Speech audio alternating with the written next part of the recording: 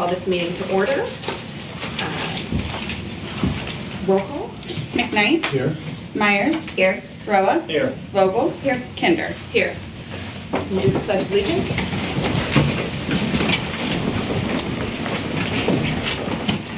I pledge allegiance to the flag of the United States of America and to the republic for which it stands, one nation, under God, indivisible, with liberty and justice for all.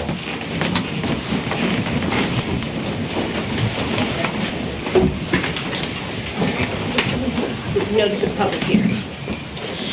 Your Honor, the public hearing was advertised in the Meadville Tribune on Wednesday, April 6th and Wednesday, April 13th of 2022.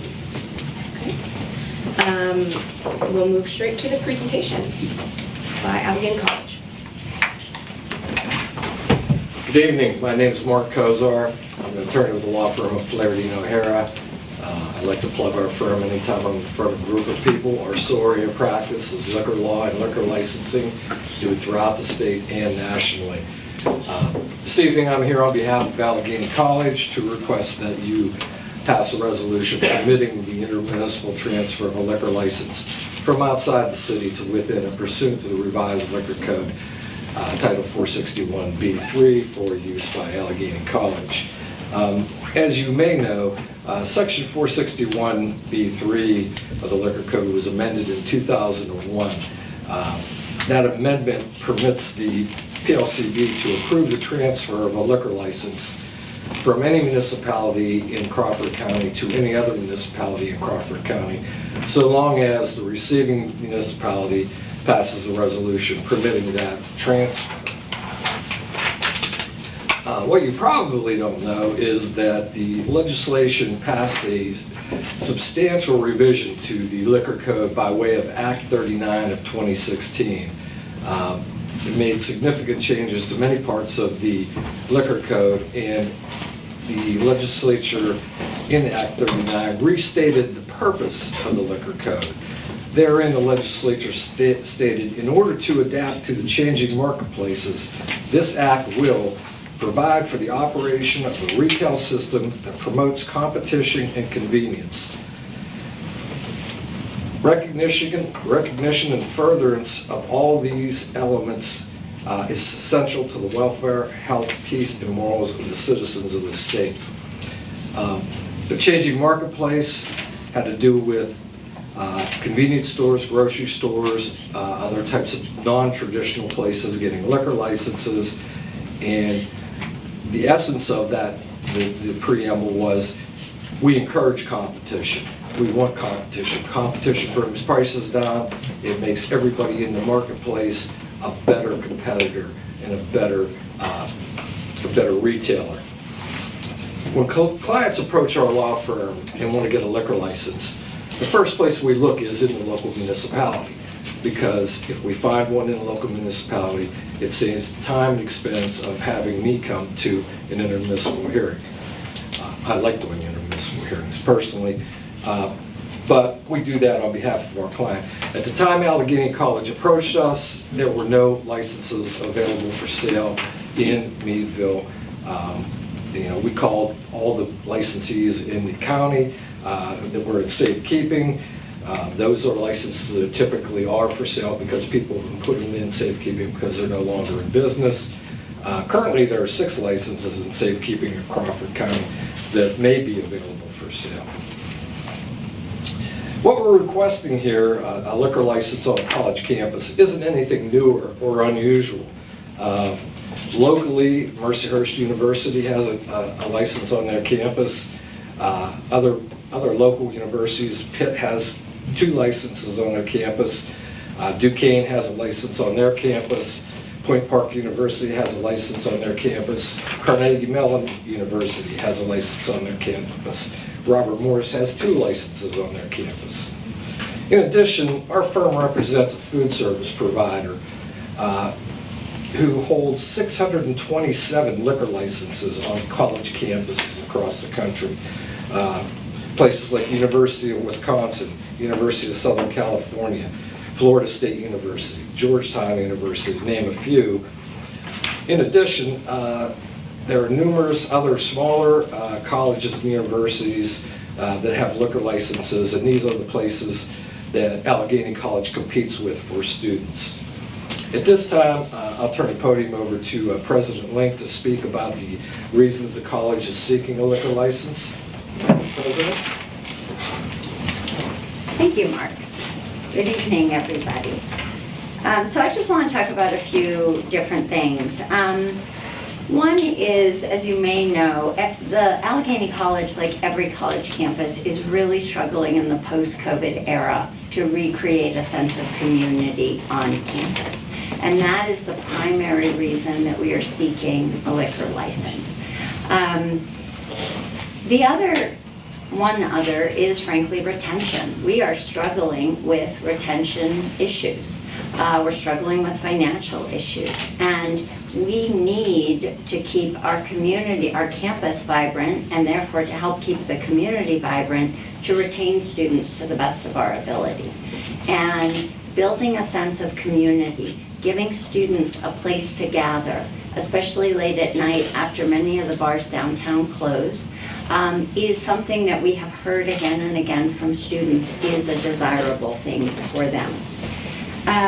The third reason why we're asking for permission to do this is that we're already doing it.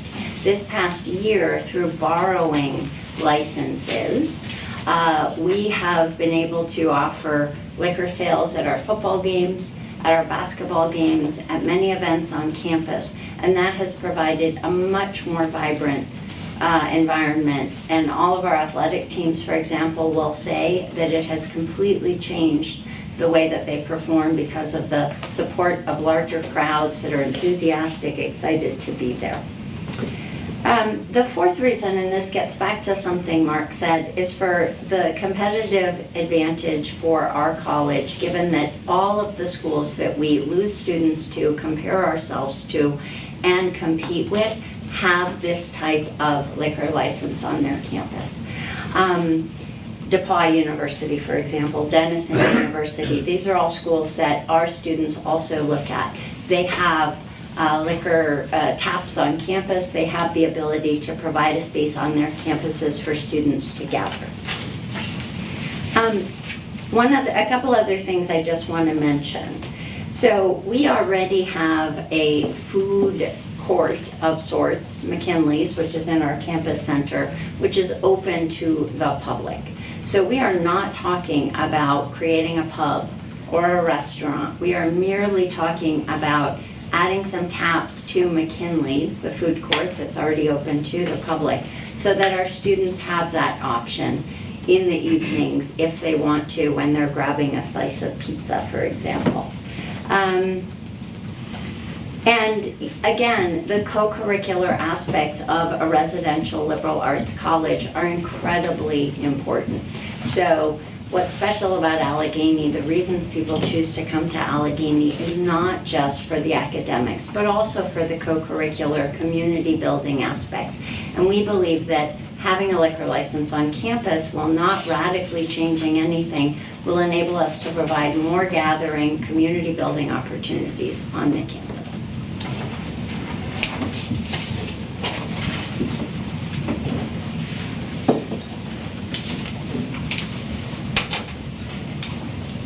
At this point, if council has any questions, we would be more than happy to answer them. I have a few questions. Maybe you know the answer to this. The following colleges, do they have liquor licenses on campus? Grove City, Westminster, Bethany, and W&J. I do not know the answer to that. Okay.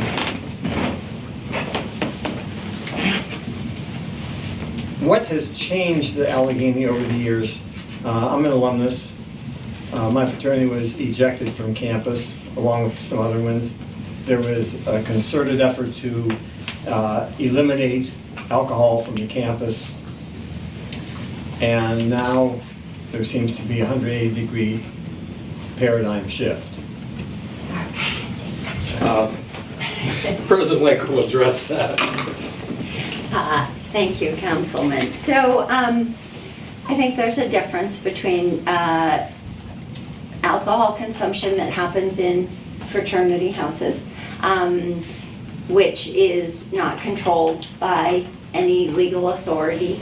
And for example, the type of alcohol consumption that we've been able to do with the pop-up pubs that we've offered on campus this past year through a borrowed license, where we're checking IDs, we're monitoring usage, and we're actually, because students are drinking in a communal common space where there are staff and faculty and students gathered in community together over a beer or over a glass of wine.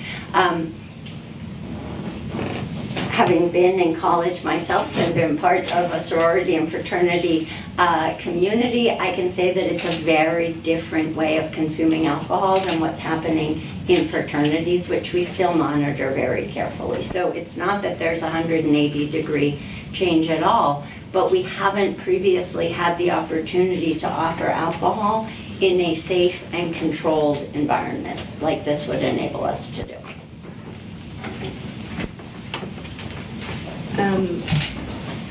Ms. Lynch, you might want to, because I'm going to ask you a question. You probably Oh, you want Mark or me? You probably. I assume you're the president. You know what I mean. You would know. How would so you're going to open, and it's just going to be in McKinley's, right? I mean, at this point, right? And then it's your football games and it's your basketball games. So. And it's for your students, but it's open to the public. You're going to have. I mean, are you going to be inviting? Do you know what I mean? How do you plan on keeping? I mean, so it is just going to be public. It's going to be one of those public things. How do you keep people from, like, it'll be for parents, it'll be for students, and then just anyone from the community can come up and... In theory, I mean, the reality is very few community members actually come to our campus, although we would love for them to come more to our campus. And certainly very few people come eat in McKinley's, but it would be available. If students have parents or friends that are there, that would be part of it. They would be welcome, but I think it really would be for the campus community, to give faculty a place to gather, to give students a place to gather. Again, we're talking about a couple beer taps, probably in a wine tap or something. In terms of our sporting events, those are open to the public, and again, we've had visiting teams come, the parents of visiting teams that have really enjoyed being at our games because of that. We are, again, it's about trying to create an atmosphere, both at the athletic events, but also on campus that feels welcoming and a place to gather. Do you think that in town, once word gets out, right, you've got this pub on campus, do you think that there is going to be more people from town going up, and then how would you deal with safety, right? Like, and that type of thing. I know you have the campus police, but how would, how would that affect your students and your community up there in your, by your dorms, by your, Sure. Inviting more people in. So, given that there are many options for bars and restaurants that serve alcohol downtown, I can't imagine non-Allegheny College community members wanting to come have a beer at McKinley's, but they would certainly be welcome. We do have public safety on our campus, and we would be carding and checking, checking IDs. So this would be, the plan is for this to be relatively controlled. Not a tremendous amount of alcohol, not great debauchery, but we always welcome people to come to campus, even though most people don't seem to want to. I have a question. Why not just continue to do what you're doing with Parkhurst and then wait for a license to come up? So we are actually in the process of looking at whether Parkhurst will remain. We don't know whether they'll remain forever our food service provider or not, but also even through Parkhurst, it's been complicated. So there are, and Mark can certainly attest to this, arcane statutes within the liquor laws. For example, I'll give you a great example. We found out relatively late that we were doing a double header for the basketball men's and women's teams for Pride Day, but we only figured all this out 3 days before the games. You actually, to borrow a liquor license, you always have to know 7 days in advance, correct? Correct. Correct. But And- I will get up and You can talk explain that. about this. But there were multiple instances through the last year where we actually said, gosh, we'd love to do a pop-up pub around a theatrical performance. But if we weren't thinking of it enough days in advance, we were actually banned from doing so. So the desire to have our own is actually not to constantly having to borrow from other people. There is also a limit to how many you can borrow. And so we'd like to not have those limits put on us because we were having to organize events around the capacity of Parkhurst to lend us their wide network of licenses. Is there something else you'd like? Yeah, let me explain how Parkhurst was doing this. Parkhurst did not have a liquor license on campus.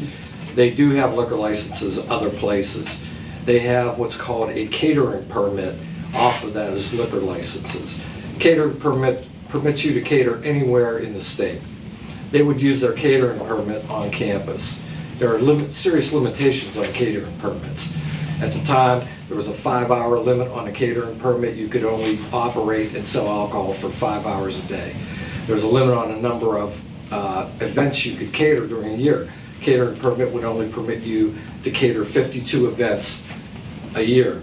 So when President Link was saying borrow a liquor license, Parkhurst was actually using a catering permit they held from somewhere else. And part of the issue she was talking about had to do with the timing, the 5-hour limit. Also, you have to let the board know 14 days in advance. If you let them know less than that, you have to pay an additional fee.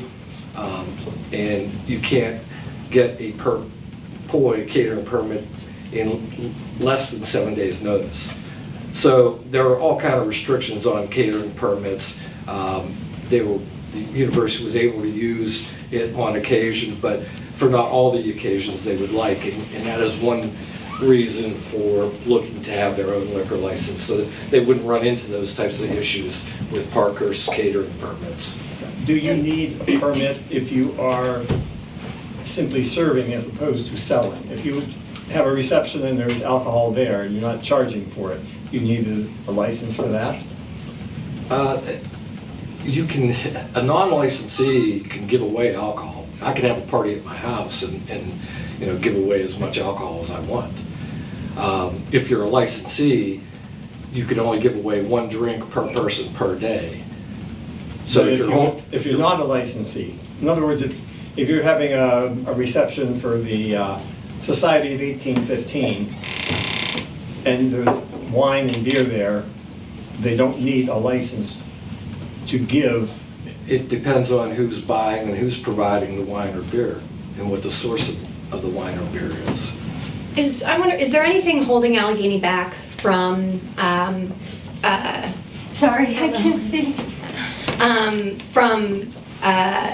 Borrowing permits, catering permits, not from Parkhurst, right? I know that there's contracts there, right? But we've got other catering options in town. I don't know if they've got licenses like that, right? But it could potentially double or triple the number of events you could hold, right? If you're using Parkhurst catering permit, maybe Firehouse, right? There's other catering permits that I can imagine. Again, there's the limitation on the permits, number one.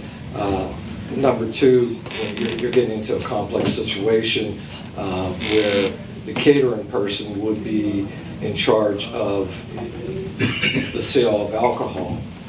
In the case of the college having their own permit, they would be overseeing all sales of alcohol. They would be the ones monitoring it.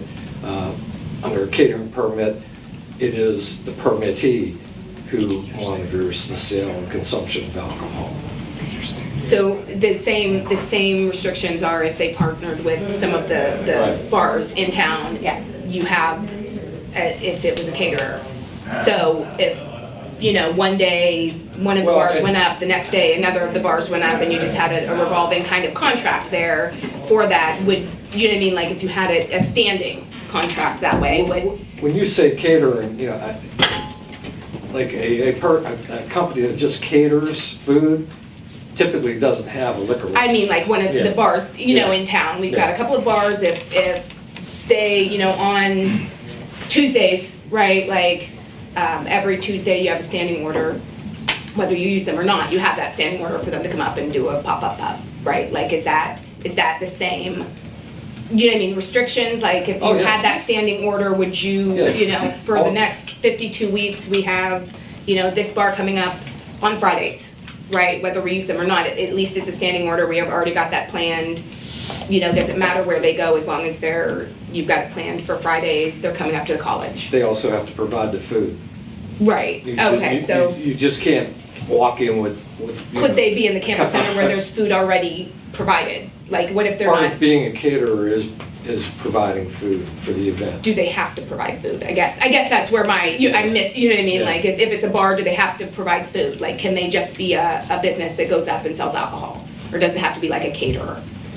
Well, I they have- would- I have no they idea, would that's have why to I'm provide asking. food.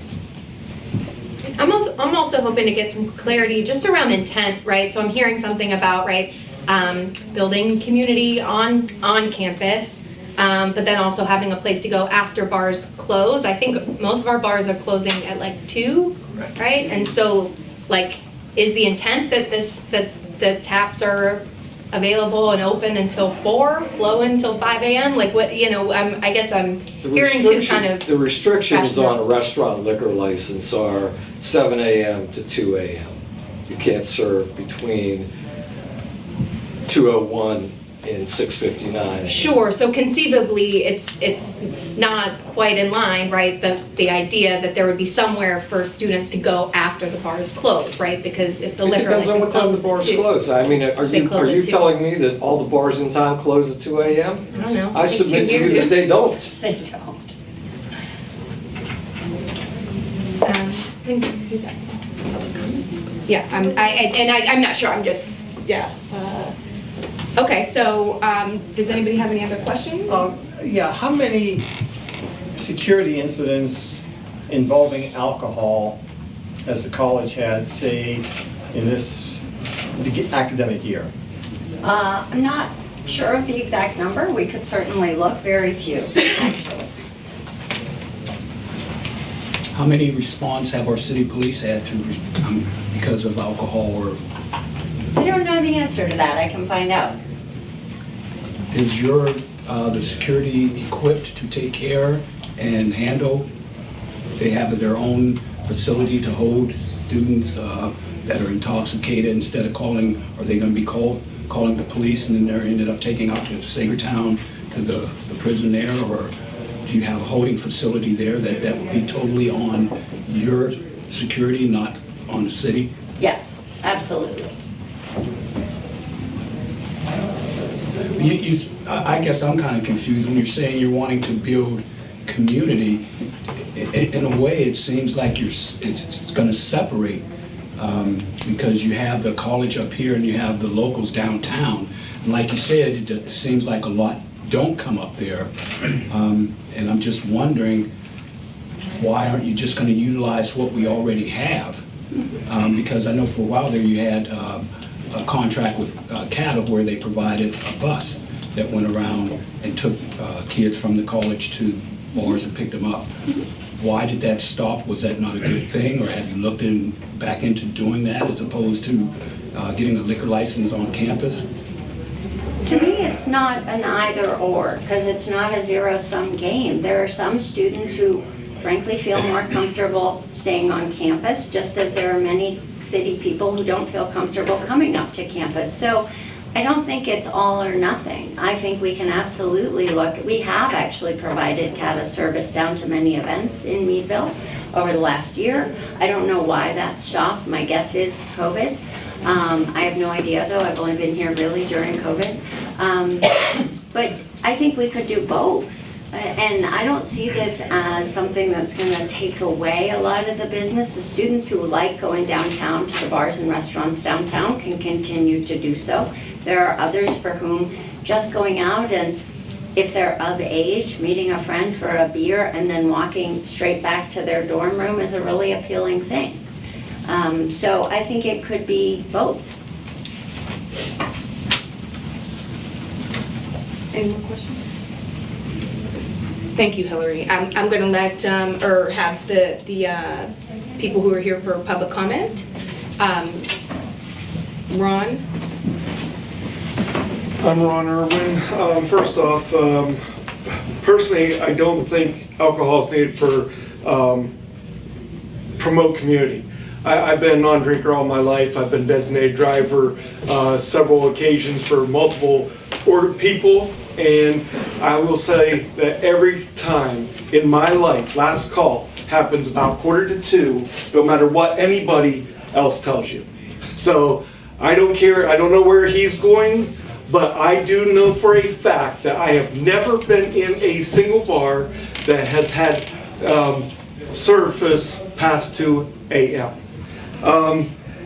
I don't see that alcohol provides any learning benefit whatsoever. A college is supposed to be about learning, and I don't see that that's a learning benefit.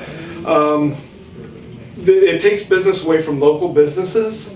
We know that the college has done that in the past with various things. They have their own daycare, which is also a concern. They have a daycare right on their site, and now they want to serve alcohol. There's an elementary school right down the street, which I think some of the regulations about liquor license may prohibit liquor license being so close to those facilities. But I'm not an attorney, so. And after hours noise issue, this was the reason that the liquor license was pulled in the first place from one place, and now they're saying they want to take and go past 2 a.m. serving alcohol. But yet the bar that was taken from was shut down because of noise prior to 2 a.m. And I guess the question was already raised about the police. You got residential neighborhoods all around there. The campus police are not going to be policing those. So now you're asking resources from the city to police those areas because you're going to serve alcohol. Basically, you're just stirring a hornet's nest by allowing them to drink and offer it right there, that they're not inconvenienced at all to go get alcohol. So that's all I have to say. Thank you for the opportunity. Thank you, Ron. If I may, gentlemen, misrepresented what was said here. Should we? Go ahead. And quite frankly, I would ask that you not leave these people leave because I have a right to cross-examine them. You do. I didn't know he was leaving. Attorney Kozar, would you, Mayor, are you thinking that you'd like all the public comment? Yeah. Could we hear the next? We have one more public comment, and then you come back up and. Sorry, Ron. I'm Jim Barton. I lived on the hills for 60 years. I've seen more stuff up there than you ever imagined. I'm against this. There's 200 bars in this town they can go drink. They got a bus ride down and a bus ride up. I've had them busted bottles on my driveway, pee in my driveway, fights, everything. Cups, you name it, I have had it. Now, this is a poor way to raise money for college. I'll tell you that right now. Hope a kid goes in and drinks a beer so I make 30, 50 bucks. Yeah. I'm against it. I could tell you a lot more stuff that went on. I had a house, college house beside me. They had a party got out of hand. I just come home from the hospital. They're fighting. I go out and say, don't care about the party, just stay off my property. Next thing they're fighting in the driveway, bouncing off the house. I go back out. Saw them again, I go back out, the guy comes up, punches my windows. Now I go out with a shotgun. I said, they don't understand English here. I'll put the gun up your butt and watch you run up the hill. That ended the party. Next day I go out, the stove's in the driveway, the phone's in the driveway, front door, back doors are sitting laying flat. Father comes, picks his daughter up, she says, we got a packed car. He said, you packed the car for the price you just cost me from that house. You tore it apart. Can't let townies come up. And you're gonna have open people downtown, and you're gonna have trouble, you're gonna have fights. And I'm done, I'm going home. What was your name? I don't think I have you on here. I called you Ron. What was your name? Jim Barco. Jim Barco. Thanks, Oh, Ron. I'm wrong. Okay, I'm Ron. I apologize. How you doing? My name's Ron. My wife and I have had Chipper's Pub for 16 years. When I bought a 3-story building, I figured I was gonna rent rooms upstairs to the college and upperclassmen, but everybody's living on campus. Now they wanna take 30% of my business a year are the college students. If they have a bar on campus that's open to the public, they're gonna get more business than I do. You know, this is a giant food conglomerate that wants this liquor license to have up at, it just doesn't make any sense. I can, for another $500 a year, or between $500 and $1,000, I can get the catering license and go up there 52 times. And I'm sure there's other bars in the area that would do that. Serve hot dogs and hamburgers if they want to. They shouldn't be getting into the liquor business. First of all, you know, do you have your fights up on campus? You know, police, it's not all handled by the campus police. When they come down in my establishment, we keep an eye on them, we make sure they get home safe, don't get served too much. You know, it's a fine line, it's hard to do, but we do our very best.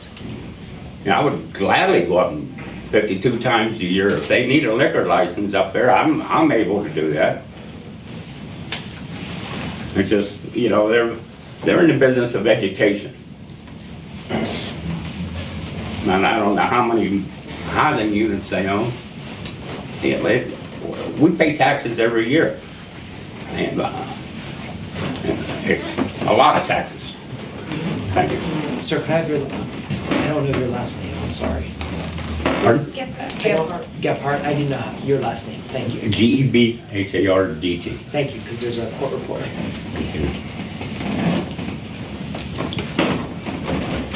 If I could just address what the last two people said. The first gentleman seemed to indicate that we testified that we were going to be selling beer after, or selling alcohol after 2 a.m., but that's not going to happen. It's against the law. College wouldn't even think of doing it.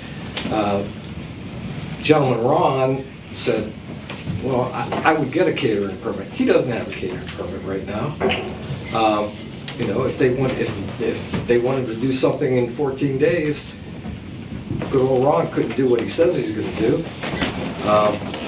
Again, I talked about Act 39 of 2016 and what the purpose of the liquor code was. It is to promote competition and convenience. This liquor license will do both of those things. It'll promote competition. You know, some students won't go into town, but I'm sure that not every student is going to just stay on campus and have a beer. I'm sure that there are steady customers that go down to Ron's place. They'll keep coming down. But there is a segment on campus, and this is the convenience part, that don't feel comfortable coming in town. You know, there's probably female students that don't feel comfortable coming into town to a bar, but they would be more than happy to sit at a table and drink a glass of wine with their friends up on campus. So again, keep that in mind. The purpose of the liquor code is for competition and convenience. So, Thank you. I guess, if these students are of legal age, okay, to drink, if they wanted to get together with their friends, can't they go to the state store themselves, buy a bottle and go to one of their rooms or something and drink? If that's the case, I mean, they're all over 21. Well, I don't understand why you're saying you need a bar, a liquor license. Well, If they feel comfortable or don't feel comfortable coming downtown, but they want to stay on campus and they're a legal age, they can go get alcohol themselves. which they've been doing for years. Sure, and actually, I think this would mitigate against that. It's along the lines of what I said to Councilman Roja, that the reality is, if we give students a communal, open space to have a glass of wine with some friends, to have a beer with some pizza, we're actually teaching them more responsible ways of drinking and socializing than in a fraternity house where there's no one supervising, or binge drinking, which we heard about from the gentleman who left. This actually would work against that, because it would create a common safe space for them to come drink in moderation, the way that we would like them to do, without actually going to the state liquor store, buying liquor and drinking in our off-campus residences. And it just seems counterproductive, because if they are able to go, and you're saying all what you say your concern is providing them a safe place, why don't you set up a room or have a specific place where, hey, you know, on Friday nights this is open, you and your friends after whatever, you can come over and drink, as long as you're of legal age. Why not just set up a room or something? And why, I'm just not understanding the reason behind wanting to have a liquor license. If they're able to go to the store themselves, buy the alcohol, all you need to provide would be the facility for them to go. But who's going to monitor that they are of age and that they're drinking The state within store, reason? because they're the ones going to the state store to buy it. They have to show ID to get it. Right, but they can drink to excess, whereas if we're selling only within reason, I think it really would work toward creating a more responsible way of socializing in a communal way. So you can't put limits on how much alcohol a person is allowed to bring into the facility or something of that. I think that there's other things that could be looked at first before allowing a liquor license on campus. I'm sorry.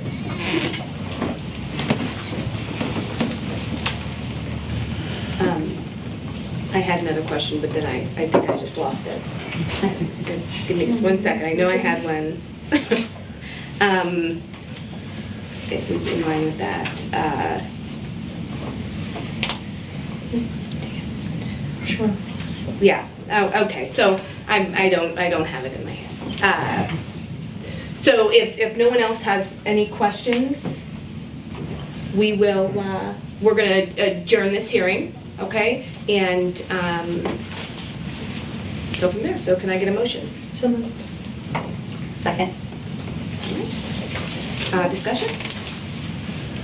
Roll call? McKnight, Aye. Myers, Aye. Roa, Aye. Vogel, Kinder. Aye. Okay.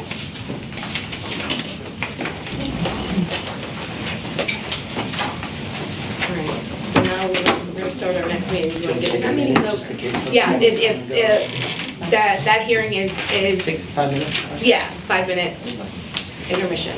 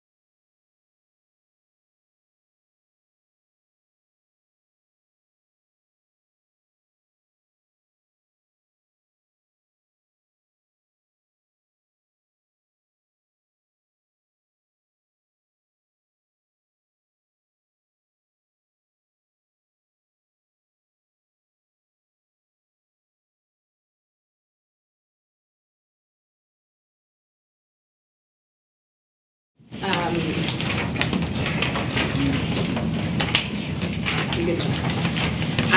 going to call this meeting to order. Roll call. McKnight. Here. Myers. Here. Roa. Here. Vogel. Kinder. Here.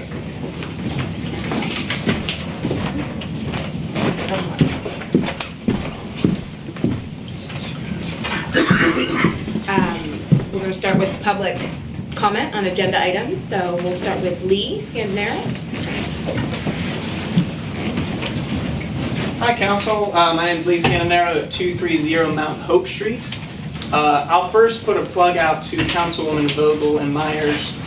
As the Civic Engagement Committee, whatever happened tonight, if it was Allegheny or alcohol, it seems like this is the way to get people to be engaged in their city. So excellent work to all of you. And I just wanted to put for Climate Action Plan because last time Frank Yohe spoke eloquently, but he was the only person in the crowd who was speaking against it and was amplified in the newspaper, so I wanted to make sure that I had my voice. Totally proud to support the Climate Action Plan. Love that it's happening. Cannot even believe that the city of Meadville is doing a Climate Action Plan, and I'm so in love that they're doing it. Thank you. Oh, thank you, Lee. Next, Julia Ludwig. Good evening, everyone. My name is Julia Ludwig, 464 Park Avenue. I'm a professor of German up on the Hill, and I should be in a faculty meeting right now. But I actually consider myself more of a citizen right now than a faculty member, I should say. And I'm here to vocally support the Climate Action Plan as well, not just because I am involved in it and I have been for a long time, but because I have really come to find a community here that doesn't make me miss my home. I'm from Berlin, Germany. Many people ask me how it is that I can feel good here. And it has to do with these folks who are sitting here, with the people who are sitting behind me, and with efforts such as the Climate Action Plan, which give me the feeling that we can actually move things in a city like this. And I want to enthusiastically support the Climate Action Plan. Thank you very much. Thank you, Julia. David Miller.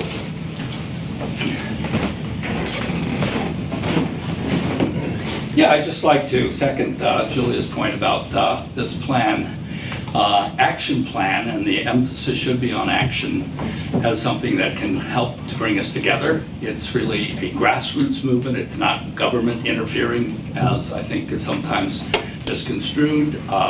It's people from the ground up having a vision that can potentially unify us, where we can hopefully talk across the aisle and find some consensus around revitalizing our community for whatever reason, whether you're concerned with climate change or concerned with just a community that has a cause to help it galvanize its sense of its place in the world, and where we occupy a place that is local but also global. I think that exercise in and of itself, aside from our goals, which I think are really crucial, merits serious consideration. I think the real challenge for us is the implementation of this through citizens getting involved in citizenship, and that's democracy. So I think there's a direct connection between ecology and democracy, and I think we all need to think about that. So. Thank you, David. Guy Cumber.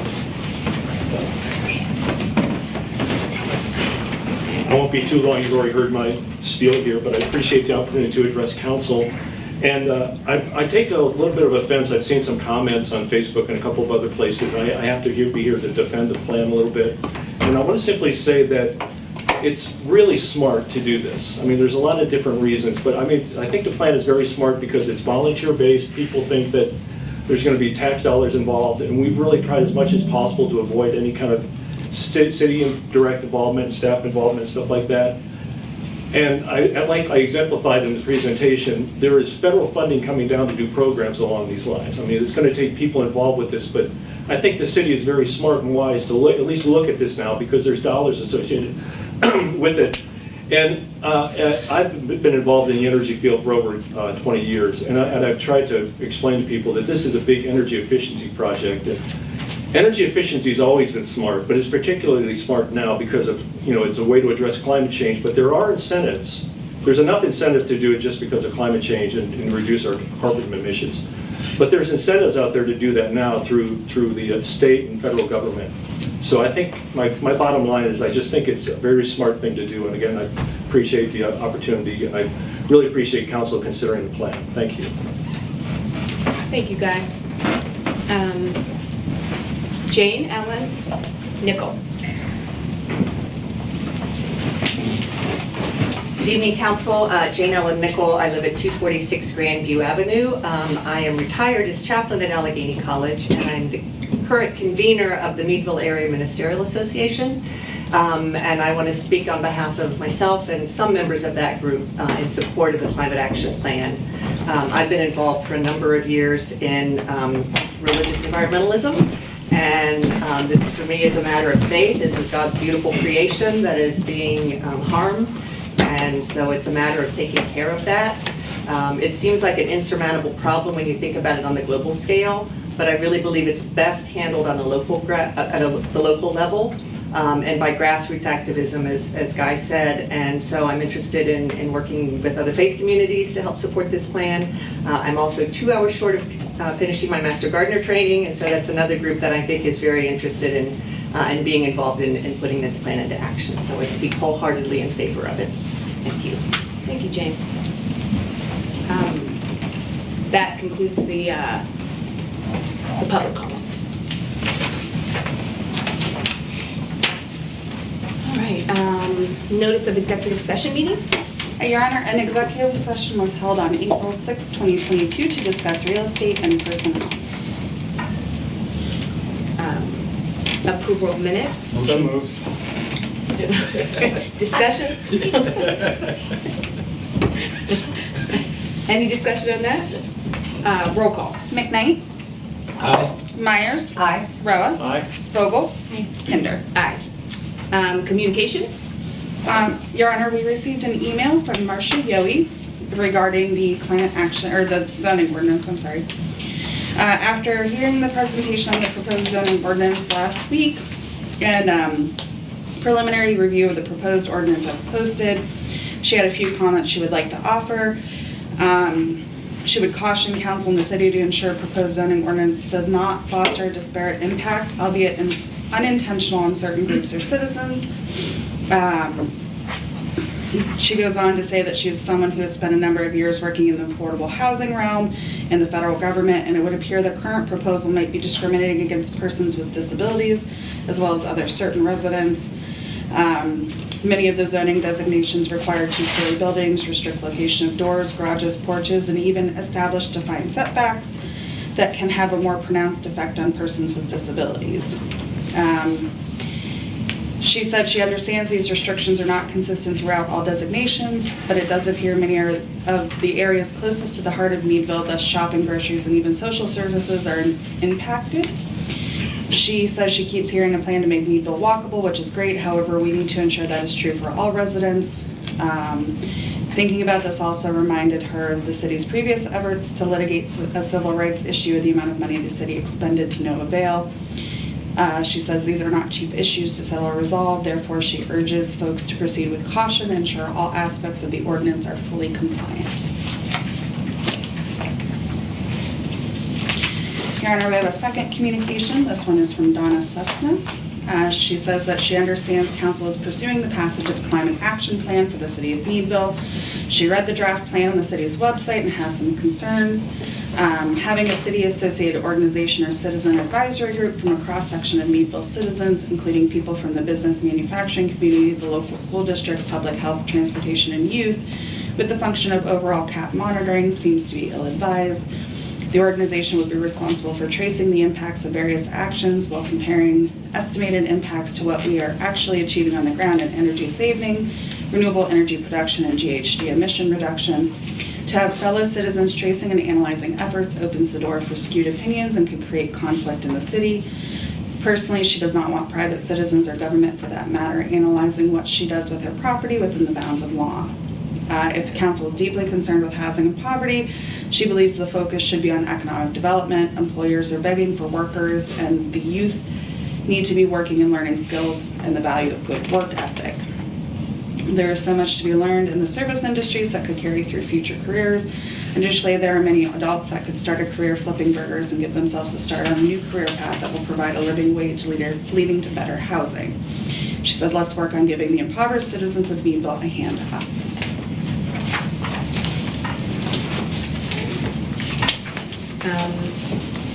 Manager's report.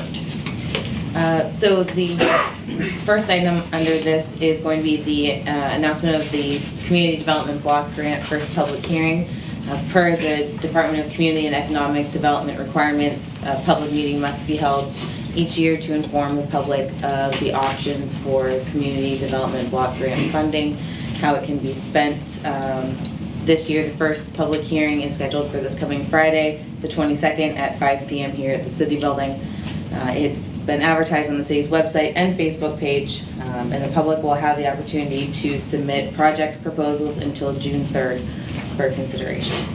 So that's tomorrow at 5? Yeah. Morning. Okay, and then Gary Johnson will do the next section of the zoning ordinance. Gary. Sounds so exciting. These are our favorite. This one really shouldn't be too terribly long. We'll talk about some proposed map changes. Okay, we're going to talk about a couple specific areas. I think there's 4 main areas where there's really kind of wholesale changes. So I'll just go ahead and get right into it. I do want to start any existing legal use, and I put it in all caps and I am yelling about it a little bit, just so everyone's aware. Any existing legal use does not have to be changed, does not have to comply with the ordinance. That you don't have to install ramps, you don't have to change your siding, you don't have to move your house. Any existing legal use, as it has always been with zoning, does not have to be changed. It continues as long as it's in existence. Okay, no changes have to be done to any existing building. I just want to put that out there so everyone understands. Can you, is legal straightforward? Like legal is just anything that isn't illegal, or is it like legal to? That's deep. Sorry. I just meant right is so, there? I mean, if there was a use that was established illegally, so if we have a building that was, and I know I'm going to hear about this, but if there was a single-family dwelling, someone created a duplex in an area where it shouldn't have been a duplex, that's not a legal use. It wasn't created legally, so it's not legal. For example, but if there was a use, they applied for permits, they got approvals, or if it just simply predated the ordinance, or you have an existing house now that would not comply with some of the rules in the new ordinance, you know, it's existing, it's grandfathered. You know, I mean, that's the the traditional phrase that we use. But if there was something done illegally in the past, we'd have to look at that and say, okay, let's take a look, let's see what we need to do. Do we need to run it through the zoning hearing board, whatever. It really depends on the case. For example, something like a single home with a detached garage that someone converts into a bedroom or something. Potentially that could be illegal, potentially, yeah. I'm not going to say it necessarily is, but it could be. Yes, exactly. So I just wanted to make a note on that. It doesn't have anything to do with what we're talking about today, but I want to put it out there because I know there's discussion out there like, oh my gosh, they're going to come and make me change things. We're not. So. All right, this next slide here, we had this in the last time. We talked about basically there's a lot of just renaming of some of the districts that we have. That's the basic list. We went over it last time. I'm not going to go over it again. But the bulk of the changes to the zoning map are going to be basically renaming zoning districts. Okay, by this, the R2 is going to go MU mixed use 1, et cetera, et cetera, et cetera. So I just want to go over that real quick once we get into these. So as I said, there's 4 main areas that are going to be, they're proposed to have district boundary line changes. And I am going to go through this a little quickly, but I just wanted to highlight this for council so they say, okay, these are the main areas. There are a couple other little tweaks in places, but this is the bulk of the wholesale changes. I also want to say that this is on the website. It's been on the website for a while. If anyone's interested, it's a PDF. You can zoom right into your property, see what it would be proposed to be zoned. So I just want to say that's there. These maps will be in council chambers for the foreseeable future until they tell me to take them down because they're sick of looking at them. And anyone, of course, can contact me if they need any help in interpreting what the map says. One quick note as we move forward here. Some of it's going to look the existing map is black and white, the proposed map is colors. The existing map is not oriented to the north, so it's going to look like it's on its side. And it's done for sake of consistency, so you can look at one map and look at the other and have it be oriented in the same way. And the third, on the new maps, you'll see the zoning districts are reflected in colors, and there are a couple of overlay sections that I'll get into in after that and explain what those are, but those are not in colors. Those are like the cross-hatching and stuff. Don't pay attention to that when you're thinking about what the district is. So going right into it, Fifth Ward, this is one of the major changes we're looking to make. This is the existing map. This is the proposed map. And this next slide here takes them both into account, and you'll see the main change has to do with changing R1 to MU1, which is a change, and then expanding essentially the business district, if you will, which you'll see on the left is a B2 to an MU2, which is more of a transitional district, and extending the southern border of that all the way to Spring Street. So you'll see on the left is existing, on the right is proposed. So the existing one stops at the alley between Kearney and Race, and we propose it to move it all the way south to Spring Street. Any questions on that section? Okay. The next one is the east central part of town. This is the existing, basically Chestnut to Fairmont, from South Main over to roughly Burns Ave. That's kind of what we're looking at here. That's the existing. The next there you'll see is the proposed, and then I'll bring in the next one here. This is the composite. The main change with this one is changing from an R1 to an MU1 for the area essentially between Chestnut and Pine, essentially. It's, you can see that section in the middle, kind of with the MU1 is kind of centered over top of it on the right, changing that from R1 to MU1 to connect those two other zoning districts into one larger district. That's the main change there. Is that because a lot of houses have been broken up into several units, or? Yeah, there's quite a few properties through there that are more than one, more than just single family, and it offers a little more flexibility for the uses there. So, kind of reflects what's on the ground. Any questions on that? All right. So moving in on to Central, this is a lot more complicated, frankly. So this is the existing, and it's a bit of a mess as it is. You'll see on the south there, you'll see the diamond in the bottom leftish area. That's the diamond. The northern area is essentially the Baldwin Reynolds house, and the eastern side there goes over to the east of the college there. So that's generally the area we're talking about. This is the proposed, and then a composite between the two. The main changes, and this is, again, you're gonna have to look at this for a while. It takes a while to try to understand exactly what's going on, but essentially greatly expands what is now a transitional district, the MU2, down south toward the North Street business area. Okay, so you'll see the pink there, the GBM, that's essentially the business area, and it really kind of compresses that business area along North Street and along State Street. The bulk of the change, though, is where you'll see the MU2 on the right. The MU2 essentially gets bigger at the expense of the B2. That's the main change there. There's also some change in the Baldwin Reynolds house area, going from an R1 to an MU2 as well. I'm sorry, an MU1 as well there. One other change that I wanted to point out here is you'll see in the upper map there, you'll see that little stub of aqua color. That's the EDC district. Across there is C&J Industries. There's that little stub out that goes across Terrace Street just north where it says MU2. That is the Holland House, the Heidi Cooper House. We had struggled there, as you all know. There's some plans to redevelop that into potentially boutique hotel, restaurant, et cetera, et cetera. We struggled with the planning commission about exactly how to handle that, and we decided the easiest thing would be is to extend that more commercial district, if you will, the industrial district, believe it or not, across there to encompass those properties as the best way we could figure out to deal with that, to allow what they want to do there to happen. That's proposed. Doesn't have to happen, but again, that's proposed, and that's what that little stub is. Just wanted to point that out to you specifically. That one takes a little while to digest. That one there. There's a lot of changes. The other, I guess, point out the IS doesn't change at all there. You'll see the IS, which is currently, it's basically Liberty Street Hospital area. That isn't proposed to change at all, if that helps for you to look at it, as well as the purple area toward the top, which is mainly Allegheny College area. That also is not proposed to change. Questions on that one? Gary? Yes, sir.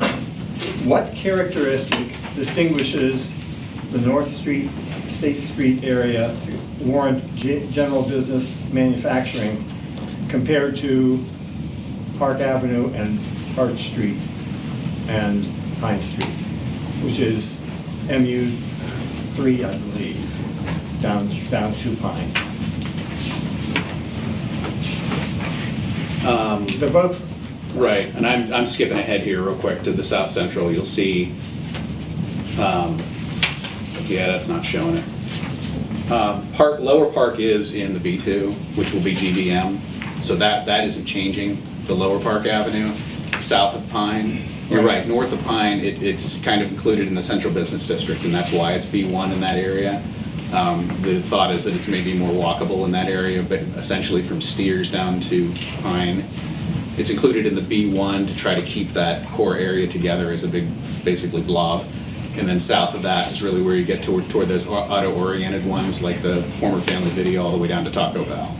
Yeah, I'm just thinking in terms of if you wanted to expand or have additional uses that are identical to current uses, it would be more difficult. Again, North Street corridor. If I wanted to put yet another drugstore there, I can do it as a permitted use. But if I wanted to put a drugstore, say, across from Rite Aid, as a use by special exception, and I'd have to go through a lot more hoops. And that may be more appropriately addressed by, how is that use permitted as opposed to where is that use permitted? As opposed to what the zoning district is, maybe we change the way that we regulate a drugstore in the B1. Maybe it doesn't have to be special exception, maybe it's by right, like in the GBM. That would be my, yeah. Okay. Thank you. Okay, and moving on into the South Central here. This is the existing. This is the proposed. And then this is the composite. The main change here is changing a decent amount of what's currently R2 into MU2, which is more of a transitional district. That's the bulk of that, as well as changing some of what's currently B2, essentially around Hemlock Street, South Cottage, that area there, also to more of a transitional from essentially a business district.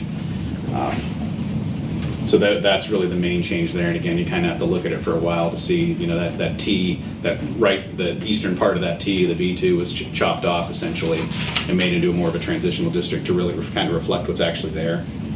I think that's the intent of that change there.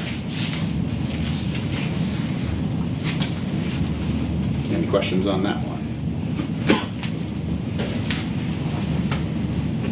Okay, moving on then to overlays. I had mentioned a little earlier that we use colors for the zoning, for the districts. And with this, with these other ones, we use dots and dashes, essentially. So they're based mainly on geographical areas. There's two main ones that we're looking at. The floodplain is not on this. That's regulated in a different ordinance and a different map. Okay, so that is not on here, but a floodplain is essentially another overlay map that basically adds regulations or allows greater uses depending, it's not based on the zoning district, it's based on that overlay map. So anything in that district can be used in special ways that maybe other areas of that district could not be used. So I'll get right into it. In this next map, you'll see the Creekside Recreational Development, which actually is already existing. We already have that. That's the crosshatched area, and it essentially borders Cusawaga Creek, you'll see in the north there, in the EDC, that borders Cusawaga. And then all along between French Creek and the bypass, essentially, is all Creekside Recreational Development. That's where that is. And I'll get into that in a second. The airport hazard is the dotted area, and that is actually for Port Meadville Airport. Airport hazard overlays are done horizontally. They don't consider topography. They just say, boom, you're in that district, you're in that, and I think it's a transitional zone or approach zone of Port Meadville Airport, believe it or not, okay? With the airport hazard though, because we are so much lower in Meadville than Port Meadville Airport is, it's about 300-foot difference vertically, it has no impact on the uses. I mean, we already have the zoning regulations already limit the size, the heights of buildings well below what the airport hazard zoning would regulate. All that does is say you can have something this high. That's all the airport zoning does. As you get closer to the airports, the lower the heights can be. That includes vegetation, any types of structures. Although several years ago, a plane indeed did crash in the Vernon Township portion of this. It did. Yeah. Yeah, it's over by Mall, I think, somewhere in there. Timothy Mall. Anyway. So that's what airport hazard is. Creekside Recreation, as I said before, I'm sorry. No, Is there a question? Okay. Creekside Recreation exists as it is, and it essentially allows additional uses along French Creek, allows boat launches, docks, et cetera, some accessory buildings that allow, that would serve those uses, and then parking areas, et cetera. It goes before the zoning hearing board as a special exception. As we talked about before, there's a public hearing, there's conditions that have to be met. But this is basically it was done for the Joe Cat boat launch, essentially, in anticipation of that over off of Wadsworth and Fifth Ward. It was really done to accommodate that. So it would allow pretty much more use of French Creek, more access to French Creek, and that's what the intent is there. Again, that exists as right now, but that's what that cross-hatching overlay means. That's all I have. Again, there's a lot there. Take a look at it. Go to the PDF on the website. You can zoom right into your property. You can get a lot better feel for what's going on. So next time we plan on talking about signage, parking, and nonconformities. Mary Ann, make sure you make that meeting. It's going to be exciting. Gary, what would it take at this point to consider a change in the zoning name of the district? For example, we have institutional campus, which is basically Westbury, Allegheny College, and we've included the local high school. But in reality, Allegheny and Westbury are campuses in the sense that people actually live there where the high school isn't. And some of the permitted uses really are not consistent with the neighborhood in which the high school is located. I mean, if we renamed it institutional academic or something like that to distinguish it and have different permitted uses. You mean just for the MASH block there? Basically, well, for anything in that area of town, it includes East End School and the and Mill Run. Mm-hmm. And I think it includes Shady Brook, if I'm not mistaken. I guess the answer is it's never too late to rename it, okay. If that's what council wants to do. Is that, sorry, that's a renaming, Jim, or are you saying to add a specific? You'd add a district. You'd add a district. I mean, it already exists in the current zoning ordinance. We distinguish. We distinguish from some other uses. And just to, in order to clarify, I don't think it was ever the intent. Institutional campus allows for things like restaurants, drugstores, a number of things permitted by right.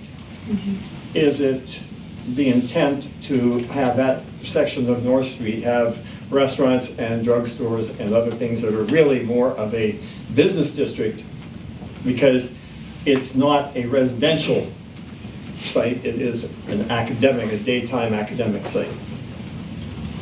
So it's a way of making a more specific and limited zone. It would, right, in that sense. Right, it would be a little bit more limited. I went through some pages of the ordinance, and it's not Gary's presentation tonight. But on page, I believe it's page 60, clause 2, if you look at it, it's talking about some uses, and they have applied the names of the old districts in there, not the new ones. So there are some editorial changes that need to be done in this. And operational hours, pages in the 70s, inconsistent operational hours. A limited restaurant can open from 6 a.m. to 11 p.m., but a limited retail can only open from, I think it was 7 a.m. to 9 p.m. Yet the structures or the uses are essentially the same. The maximum size is the same. No sense in going into all that tonight, but there are a number of changes that probably ought to be considered.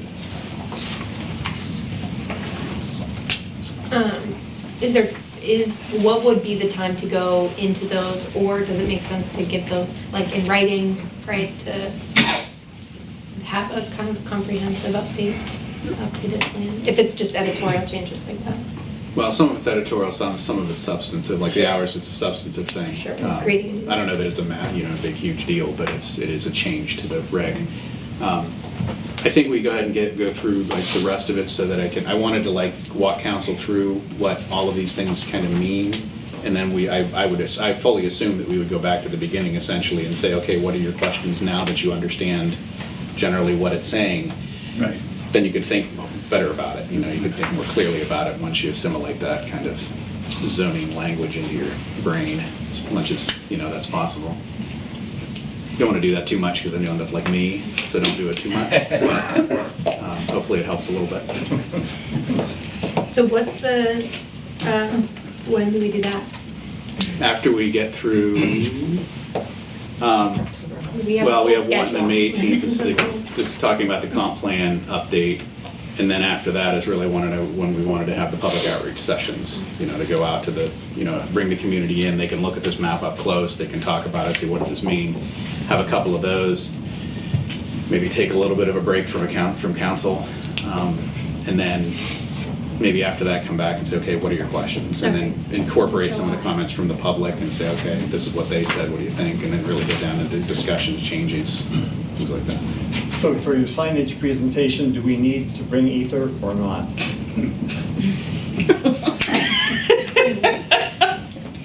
Get a liquor license in here, maybe. Temporary, and maybe Ron can stop. No, Ron left. That's hurtful. No, I don't, maybe. You do a good job with a tough subject. Thanks. All right. That's all I had. Thank you, Gary. Thanks. City subcommittee reports. Housing and economic development. Again, our meeting we'll have a meeting next week, so there isn't anything to update from our last meeting. Community engagement. No major update. We have the climate action plan on the agenda for tonight. We've got folks from the task force here. Appreciate your presence. And last study session of council was dedicated to digging into the climate action plan. Thanks, Guy and David for leading us through that. That was recorded. And because of technical difficulties, I think that a redo, Guy's do-over was also posted to the city's Facebook page, so folks can see the slides. They can see the slideshow and they can hear Guy talk and then jump over the other video for the conversation that ensued after. So, but no, I think the overall plan, climate action plan, is on the agenda for tonight to discuss. I believe that we intend to have it on the agenda for the next meeting as well to discuss and vote on, and we can, and then after that, pending approval of the plan, right, would conversation around establishing an environmental advisory council would ensue. We should talk about if we want to have a study session for that, or if we feel comfortable just establishing again pending adoption of the plan.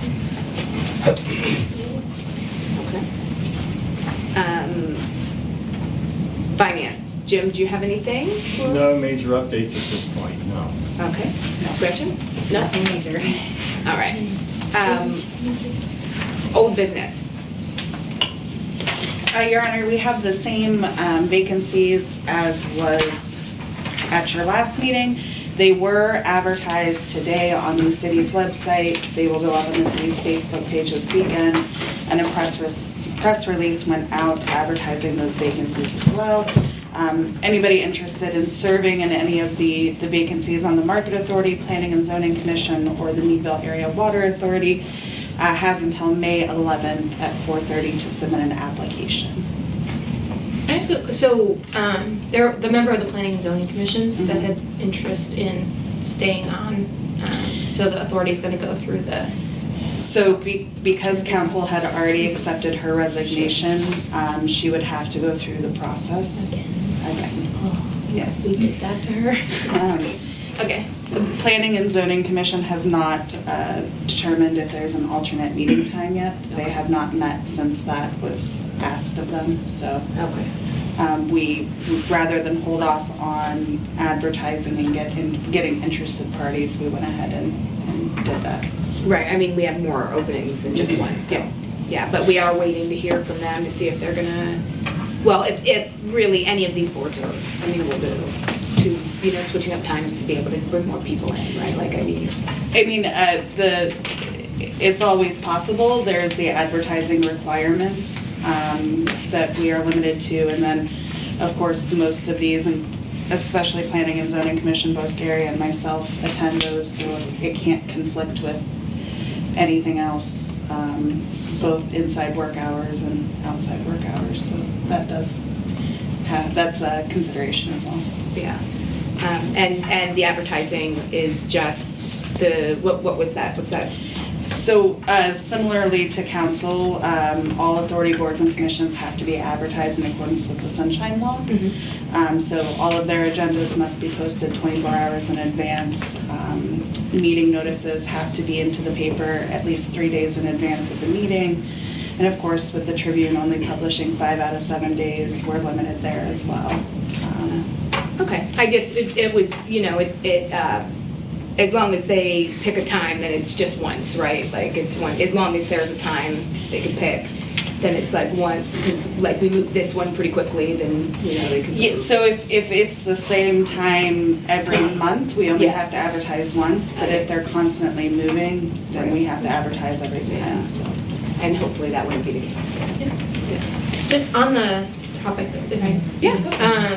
I did send a follow-up email, Katie. I know that you sent out to the chairs of authorities, boards, and commissions for feedback on the appointment policy, and I did get some responses that I have not had a chance to compile yet, but I will, and I'll share them with council and staff. And maybe we can review at the next meeting, just in terms of, is this policy working for our ABCs? Now, discussion, climate action plan?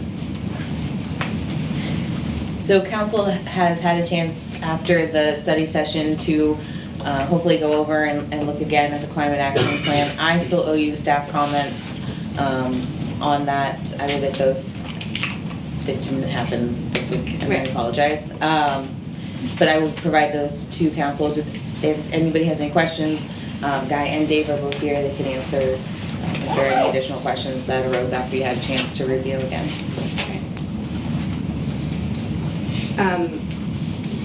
I have had, people come in to my office, especially like even this morning, and I feel like that there's some sort of slight misunderstanding, right? That this is like you said, a grassroots effort, and it is, we are taking a stance and we are saying this is what we'd like to do, right? But nobody's going into anyone's home and saying you have to have a moss roof, right? Like nobody is saying that this is what you have to do. And I think that is where that miscommunication is coming in. I didn't quite get that,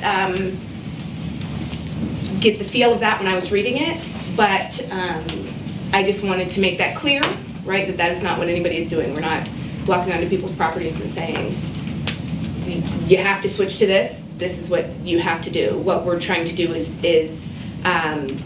you know, let people know what they could do, make sure everybody knows that there are incentives, that there are these wonderful things that we can do to save our planet or to help, right?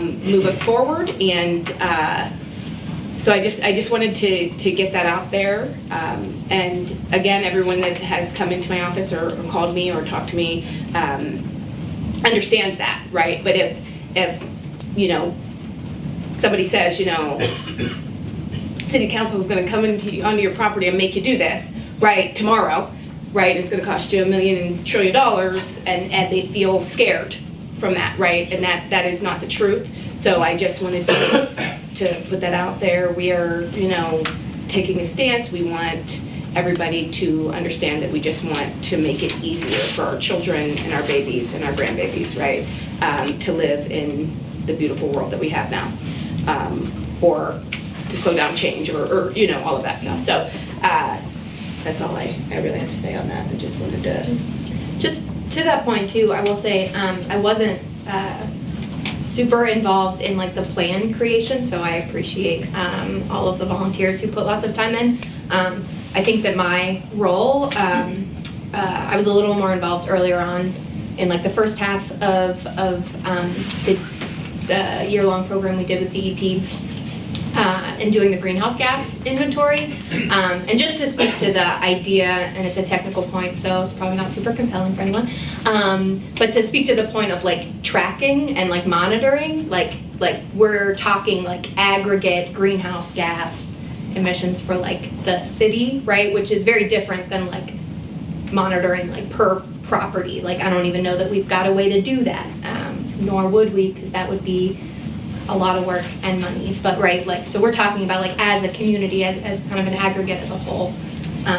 Those are the only numbers that I think that we can even track, like if we were to kind of look at some of these. So anyway, that is just to say that even if we wanted to, which we do not, no one has any interest in tracking your individual, you know, what's going on your own property. So. Does anybody else have anything to discuss on the climate action plan? Yes, as a matter of fact. In Crawford County, or Meadville has roughly 15% of the population in this county. We have 2% of the creek frontage. We have 0.5% of the land of Crawford County. We have the lowest per capita income of central Crawford County, and we have staff at skeletal levels. Okay. We don't have the manpower, and we can't keep going back to the taxpayers and asking them to do this. The forum for this should be countywide or regional, not citywide. We simply cannot afford this. There are also some issues in the plan. Upgrading city rental regulations is a backdoor way of regulating landlords. It has no business in a climate action plan. When you talk about producing energy, there are, I'll call them reversible reactions that can be used to produce energy. One is turning carbon dioxide and water into methanol with oxygen being given off. It's a reversible reaction. You take wind and solar power when you have excess and you plow it into the energy storage. There's other ones that are extremely expensive that you could use, like the so-called water batteries, where you pump water from one reservoir to a higher one, and using the energy created by solar and water, or solar and wind, and then use it as hydroelectric power in off-peak hours or when there's no solar. There are all kinds, well, and there's of course the electrolysis of hydrogen or water, which creates a tremendous amount of energy. No greenhouse gas because you're just giving off water vapor. All those things are wonderful, and there are things that we cannot even begin to afford. They have to be done on a much larger scale with a much larger population base. Every organization or every investor, anyone who wants to invest in the city, would turn tail and run with the costs associated with this program and some other programs, including our zoning ordinance as proposed. I recently spoke with an investor, and he refuses to buy in Meadville. He owns in Westmead, Vernon, and Cambridge Springs. Refuses to buy in Meadville because we have high taxes and we have a lot of hurdles to development. We have extra fees. This is going to make us, if we are the only people who adopt it, far less competitive in the area for development. Again, I stress it needs to be at the minimum county-wide or preferably regional. If you want to talk about programs to convert to LED lights, sure, I'm right there with you, especially if we can find grants so that we don't have to pay the penalty to our electric provider. If you want to develop a program to recycle dry cell batteries, which are, it's a shame to put them in a landfill, I'm right there with you. But some of the stuff here is more social engineering than economic engineering, and it has no place in this plan. And this plan is not something that should be done at a local level. Anybody have any other discussion, questions? I do, but it's kind of probably to Guy. Is that okay? Yeah. Oh, so it seems to me that like funding and programming the DEPs like through the city, through municipalities, not the county per se. Is that right? You know, it seems like they're set up more to go for a city structure versus county. Well, if you're talking about the federal programs, it depends on the program, but it could be the city, you know. I mean, it's not, I can't say that, you know, funding is exclusively potentially for the city. It can be for different entities. You know, there's a lot of different programs out there. I mean, sometimes funding can be for nonprofit organizations, but that's one of the reasons for doing this, smart reasons, is that there is funding associated with it. I mean, I did send an example out that the USDA has a program available right now. So it's not automatically for cities. It can be for different organizations depending on the program. I don't know if I'm explaining that well. So, can I just, does this mean like we might have to spend a little money to get some money? Or I feel like, Jim, you're feeling it might be, no, we're gonna not get, you know, like we're not gonna get a big return. I guess I'm feeling like if we have support in place that, you know, I don't know how much it would take to, you know, with the expense, how to calculate that, to have a volunteer group, a grassroots group run this, you know, what it would be to the city. But in my head, I'm thinking that it could potentially be income that would be far outweigh that. Possibly, I don't know. I mean, where's the money being spent? I'm not seeing what you're talking about. This is not about money, it's about people doing work, getting grants in some cases, other people maybe voluntarily going solar, which has gotten a lot more efficient and inexpensive than most of us know or think. And that is their decision, right? We talked to Westbury this morning. They listened. They had lots and lots of questions.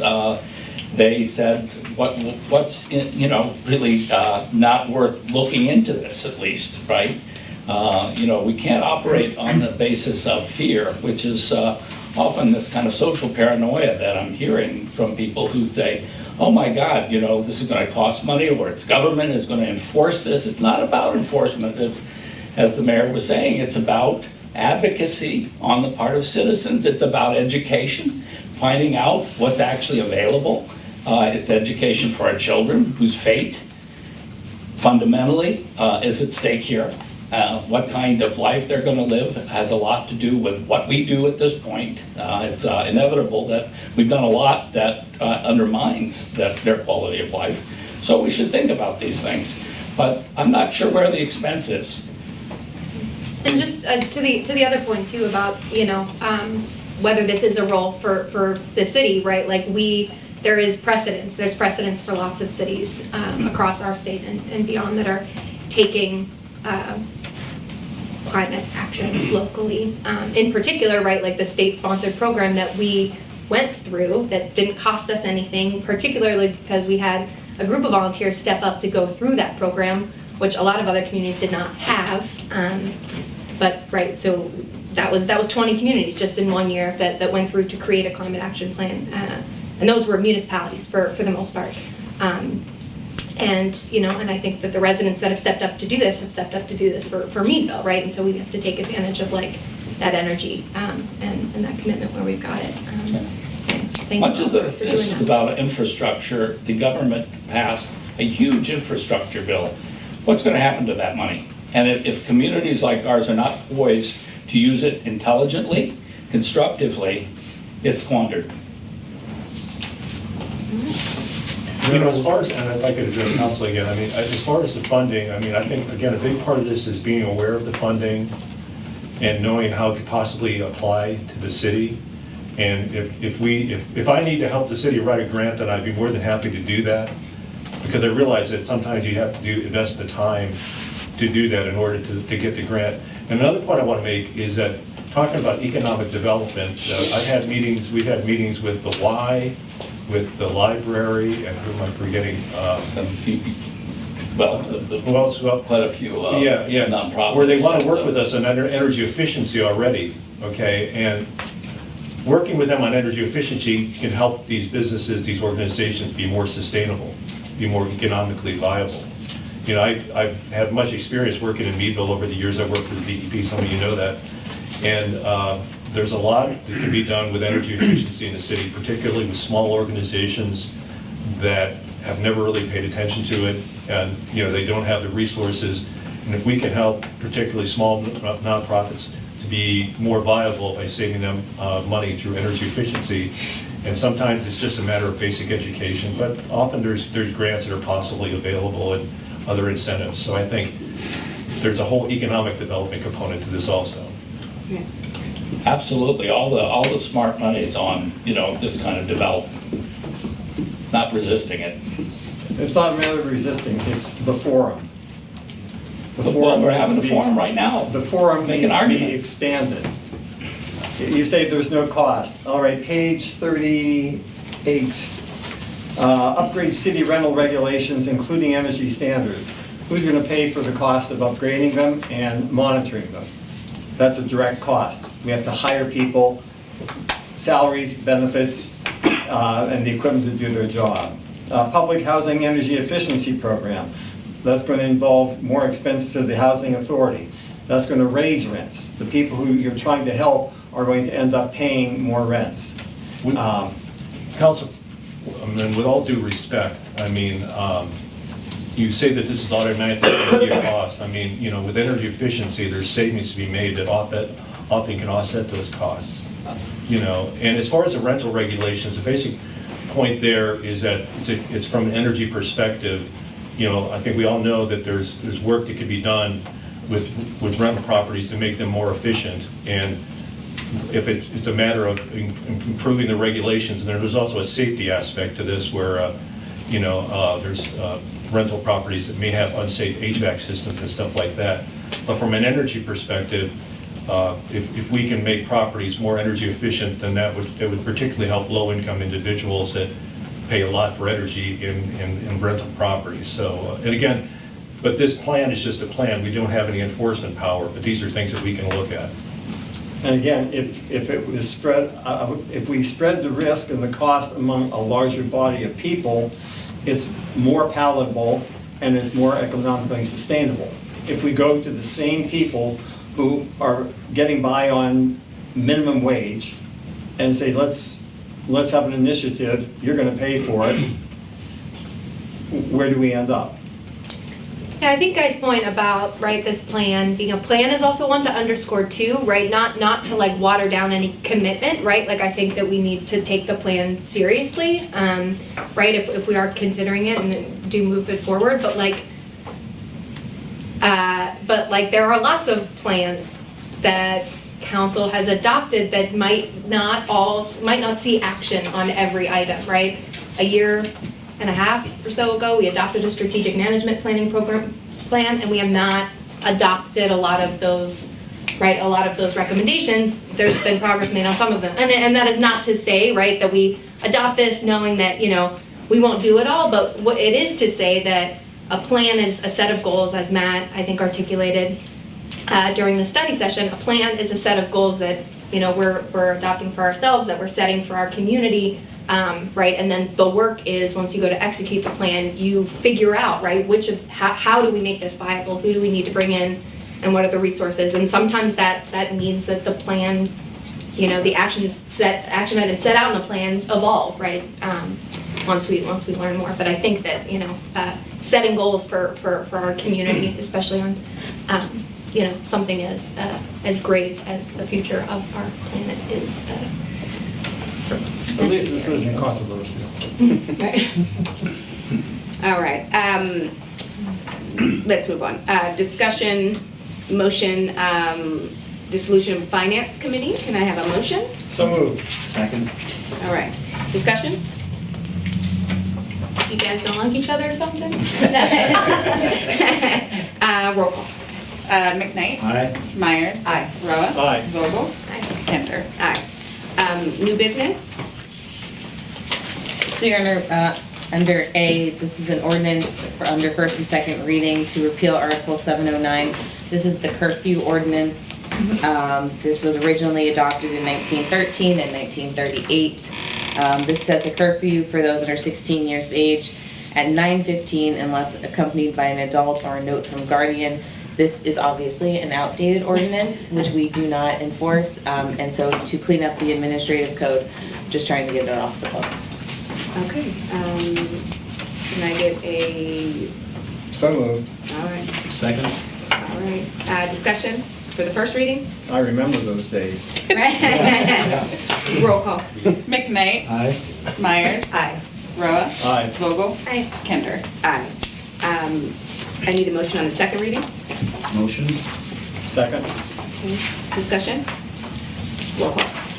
McKnight. Aye. Myers. Aye. Roa. Aye. Vogel. Aye. Kinder. Aye. B, ordinance. Do you want to read that one? An ordinance of the City of Meadville, Crawford County, Pennsylvania, repealing Article 305 of the Meadville Municipal Code entitled Circuses and Menageries in its entirety. All right. I hesitate to first or make a motion because what is this? This is a menagerie in a circus. It says bring back the circuits. Right, You'll need right. to pay the $50 fee. Right, yeah. Also moved. Second. Discussion? Roll call. McKnight. Aye. Myers. Aye. Roa. Aye. Vogel. Aye. Kinder. Aye. I need a motion for second reading. Motion. Second. Discussion? Roll call. McKnight. Aye. Myers. Aye. Roa. Aye. Vogel. Aye. Kinder. Aye. Okay, resolution? A resolution of the Council of the City of Meadville, County of Crawford, Commonwealth of Pennsylvania, approving transfer of liquor license number R17066 into the City of Meadville from West Mead Township. I move to table. Second.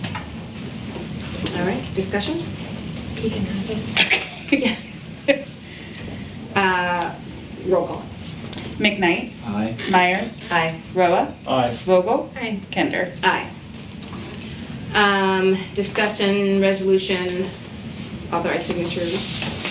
A resolution of the Council of the City of Meadville authorizing signatures on a temporary outdoor license agreement between the City of Meadville and Meadville Neighborhood Center. You get a motion? Yes. Can I get a second? Second. Discussion? Your Honor, this is a license to allow a temporary placement of a portable restroom at the Mill Run parking lot by the Meadville Neighborhood Center for those attending their fireside chat events. This is put on by the Meadville Neighborhood Center and the Art Community Green Space.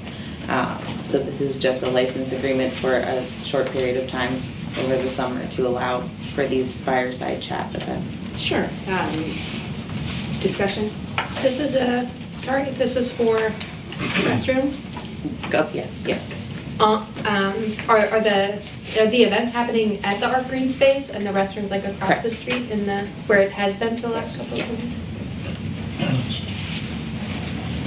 No liability to us. No. And it's been there multiple years? Correct, yes. Right. All right. Any other questions? No? Roll call? McKnight. Aye. Myers. Aye. Roa. Aye. Vogel. Aye. Kinder. Aye. Resolution? A resolution of the Council of the City of Meadville authorizing signatures on a license agreement for outdoor seating between the City of Meadville and Voodoo Brewing Incorporated. Can I have a motion? So moved. Second? Second. Discussion? This agreement, same as previous years, permits Voodoo to use a section of the city's right-of-way and a portion of the city-owned Mill Run parking lot for their patrons. The cost of this is $1,848 and based on 132 usable days from May 1st to November 1st. And the setup is proposed, it looks the same as Correct. Jim, did you point out a discrepancy in the timing of? No, it was the timing of allowable events at the community center. Outside activities had to be concluded by 9 p.m., whereas Julian's had a license to use their alleyway until 11 p.m. 2 nights a week. And I suggested that we address that discrepancy. We approved Julian's till 11? 2 nights a week. And is Voodoo's the same? Still 10. 5. They're okay with it. There, I'd that's say what it was, yeah. That's what he wants. We're good to go. Any other questions? All right, roll call. McKnight. Aye. Myers. Aye. Roa. Aye. Vogel. Aye. Kinder. Aye. Resolution?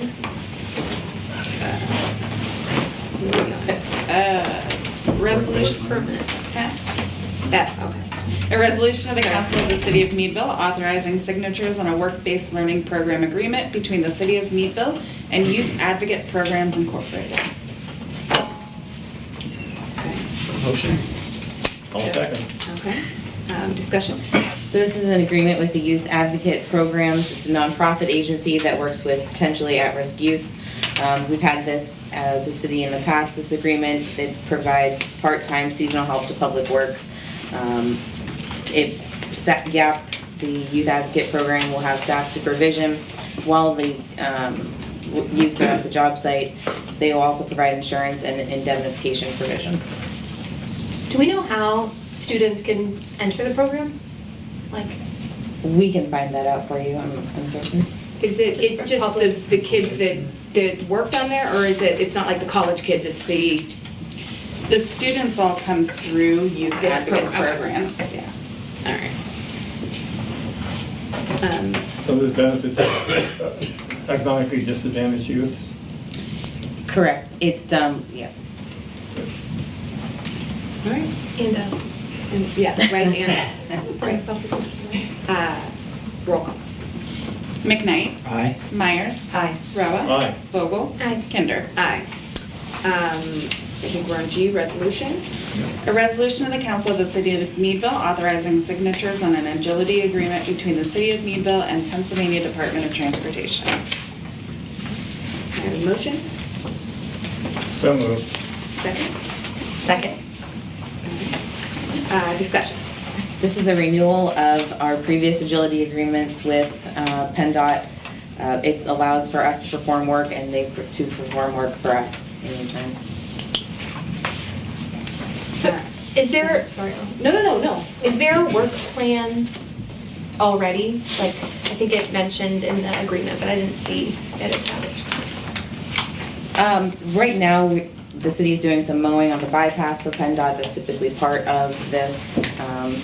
They will allow us to use, PennDOT will allow us to use some of their cameras for different work on, like Park Avenue, things like that. I don't know that there's anything else specific at this time, but if something were to come up, the agility agreement in place would allow us to work with PennDOT like that. And it's like anything there's that attachment B that just has Yes. $1 million in it. Yeah, it's pretty Anything that extensive. falls within that. Mhm. Okay. Any other questions? Roll call. McKnight. Aye. Myers. Aye. Roa. Aye. Vogel. Kinder. Aye. H, resolution. A resolution of the Council of the City of Meadville ratifying the action taken by the city manager to execute change order number 1 for the East Street project. Can I have a motion? Motion? Second? Second? Discussion. When the bid documents went out to the contractors, there was an error. And the bid documents did not account for 2 additional catch basins that would need to be replaced on East Street. This did increase the cost of the project by $11,000 for a total of $147,000. The $11,000 extra dollars will come out of the stormwater fund. This is just a change order from Lindy Paving, accepting that they need to do 2 additional catch basins, and Lindy was still the lowest bidder.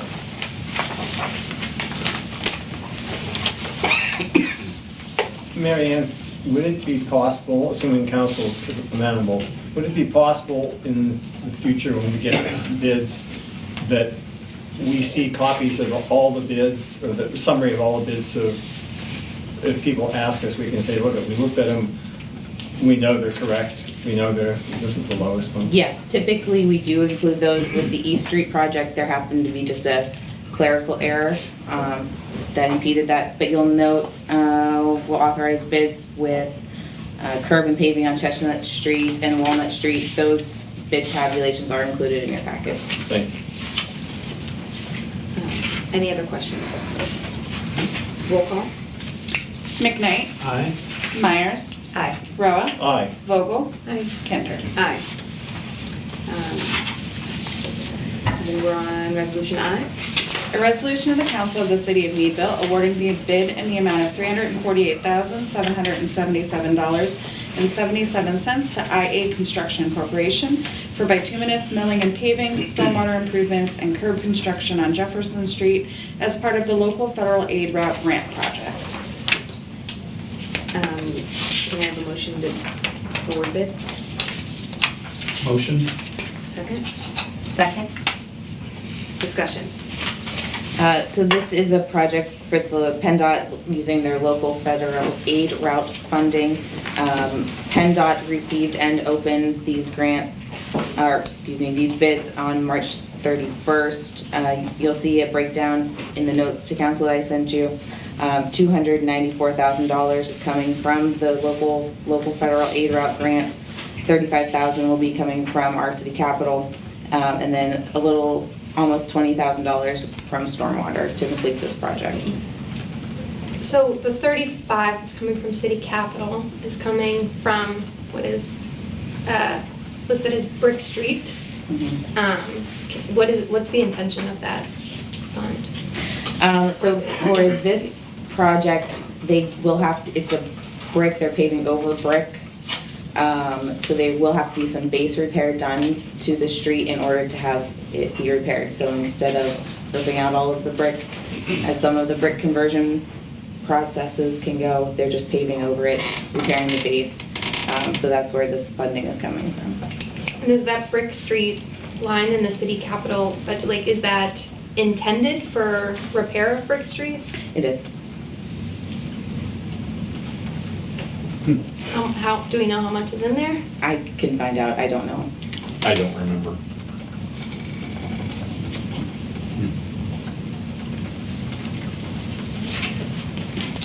Do we have any other questions? So they're going over the brick, correct? That's correct. And does the local federal aid route, does it require a match, or is it just the amount that we're getting does not cover the cost of the? The amount we're getting does not cover the cost.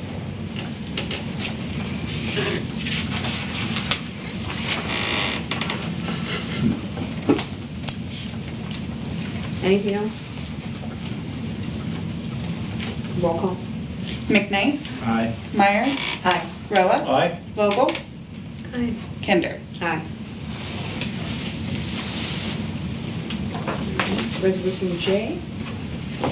A resolution of the Council of the City of Meadville awarding the bid in the amount of $115,440 to Lindy Paving Incorporated for bituminous milling and paving and curb construction on Chestnut Street as part of the city's capital paving program. Can you have a motion? Motion? Second. Second. Discussion? This, as the resolution indicates, part of the city's capital paving program for this year. Lindy Paving was the lowest bidder on this project. Can you remind us what part of Chestnut Street? Is it like the resident, like it's like a residential area, right? It's, I'll check on that for you.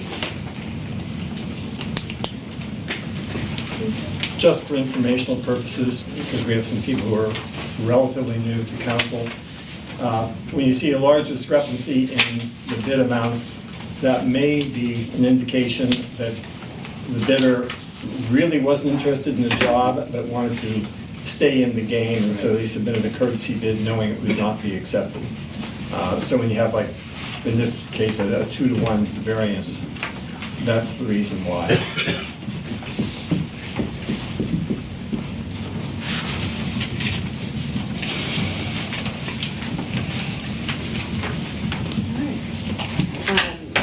Discussion, or roll call, sorry. McKnight? Aye. Myers? Aye. Roa? Aye. Vogel? Kinder? Aye. Resolution K. A resolution of the Council of the City of Meadville awarding the bid in the amount of $52,250 to Guza Concrete and Masonry for bituminous milling and paving and curb construction on Walnut Street as part of the city's capital paving program. Can I get a motion? So moved. Second? Second. Discussion. So this paving is being done between the Diamond and Liberty. Thank you. This is also part of the CDBG paving. It just didn't cover the costs, fully cover the costs. So this is the additional curb work that needs to be done prior to the milling paving. Does anyone have questions? Is this curb work and the aprons, like Correct. on, up into driveways, right? That's those- Yes. Roll call. McKnight? Aye. Myers? Aye. Roa? Aye. Vogel? Aye. Kinder? Aye. Sorry.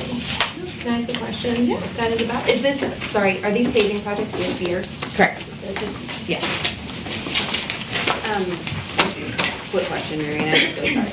That doesn't have to do with these, but the, when there are, like, how do we put roads on this schedule, right? Like, just need or just? There are a couple of ways. Some of it's need. While driving around, the Public Works will note different streets that need work, whether it's curb or whatnot. We do receive residents' complaints, suggestions as well, so. Well, and that's why I'm asking, because I do have a road that I have gotten complaints on, and I just wasn't sure if we, like, I haven't seen it on here, and how do we, and I think you followed up on it, or Nathan. Yep, you just forward it to me and I'll get it to Nathan. Okay, all right. is that true for the public? Like, do you want them to reach out to you? Well, and they can reach out to us and we'll give it to you if need be, or Marianne, or. Stretch the train. Yeah, we'll just, okay, so, that was small. Public, it's a lot. Public comment on non-agenda items, do you have anything? I don't believe so. Okay. All right, people, Sorry, is this new? Is this the public comment on non-agenda at the end? Do people have to sign up? yeah, normally, but I think I have to sign in, or you get. Before the meeting starts, folks sign up to talk about things that aren't on the agenda, not like speak something that came up for them. No, so I think that happened out of necessity, right? When people come and they have things to talk about, we want to do agenda items first, that's what's on the website, so we have separated it, so we still have time for everyone, but we need to get through our meetings, right? And get them done per the agenda, and then we are happy to hear whatever else is on people's minds. And Chestnut Street will be paved from Alden to the dead end. Just So people do, like, so people know that, should know that they're coming to do public comment, sign up for either, One or the I don't other. wanna say relevant or, but like, you know. Yeah, agenda items and Okay. non-agenda items, yes, yes. Okay, council member statements, Jim? Well, it's always nice to have people come, express their opinions, and have a free exchange of ideas. I appreciate everybody who showed up. And happy Easter to our Orthodox neighbors. That's all I have, Your Honor. Gretchen?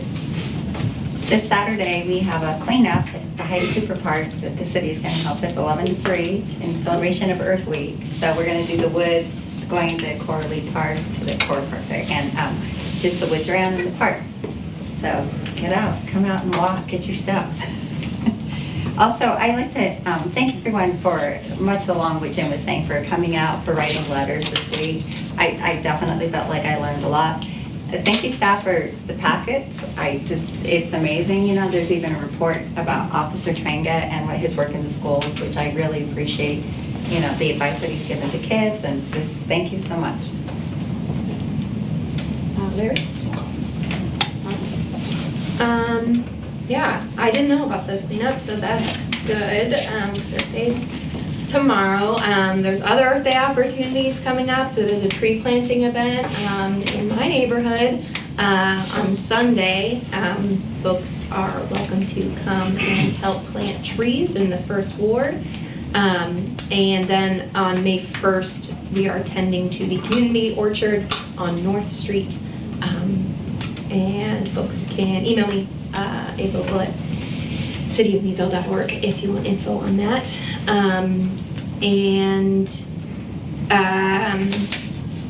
Along the line of trees, I attended a little ride-along tour of that the Shade Tree Commission organized last week, and it was great. I learned a lot about the work of the Shade Tree Commission. So we're talking about volunteer people power. Like there's so much knowledge on that commission, including knowledge about Heidi Cooper and considerations. And so I hope that Shade Tree can be plugged in to conversations early, because they were sharing some truths about trees that were blowing my mind.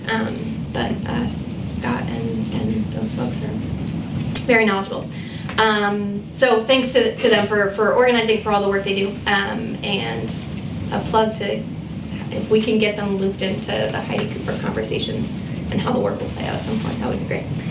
And lastly, we are considering, as folks in this room know now, a climate action plan for Meadville. I do believe we will put it to a vote at the next meeting. And I am so appreciative of the members of the task force, but I will say that we want this cover photo to be a placeholder, because that photo's on enough things already. And so if folks have a photo that they want to submit for the cover of the climate action plan, you know, it would be pending review of, pending approval of council, the plan, not the photo. You can email the photo to me or bring it to the city building. And should we pass this plan, your photo will be, I hope that's okay. Task force, I sent you an email. The photo will be included on the cover of the plan. And hoping for those before our next council meeting. So please submit those before that. And happy Earth Day.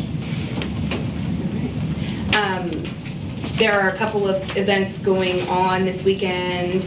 I think Allegheny College has the African Union, I think, they have a fashion show tomorrow at 7:30 up at the campus center. Mark has their cornhole with Kinetic, right? Is that, it was on our, tomorrow. Saber is Saturday night, right? So it's the cornhole tournament and then Saber, and that benefits the Martin Luther King Scholarship Fund, right? It's kind of a cool event at the ICC. There's going to be tons of baskets and different foods from different nationalities for you to taste. So if you didn't know about it, show up, buy a ticket, do that. Again, Earth Day, and just, I, like Jim, I enjoyed everybody coming out, right? And getting involved and being a part of the community and giving their point of view. I got to go on a tour of the sewage plant. And it was awesome, and it's cool to see what's here in town, right? Like, so it was really cool. And I had an awesome tour guide. He was the best. He happens to be my brother, so. But it was a really cool, informative tour, and they're doing great work there. And, you know, they are literally keeping Meadville running here. So I want to throw my support behind them too.